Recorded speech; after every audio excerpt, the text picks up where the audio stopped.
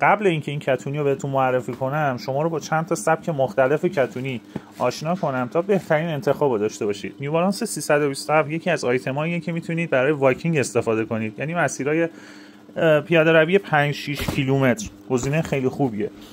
اگه میخواین رانینگ حرفه‌ای بردارید و مسیرهای طولانی ازش استفاده کنید، آدیداس سولار گلید یکی از بهترین گزینه هاست با 3 تا تکنولوژی خفن آدیداس. همکاری با کانتیننتال، تکنولوژی LEP و لایه میانی بوست. این باعث میشه که توی مسیرهای طولانی اصلا این کتونی اذیتتون نکنه، ولی مناسب دویدن و راه رفتن تو مسیرهای طولانیه. اگه میخواین تو دسته لایف استایل کتونی بردارید، ستای کژوال بزنید، نایکی کورت ویژن یکی از گزینه‌های خوبه، ولی برای مسیرهای طولانی و پیاده روی گزینه خوبی نیست.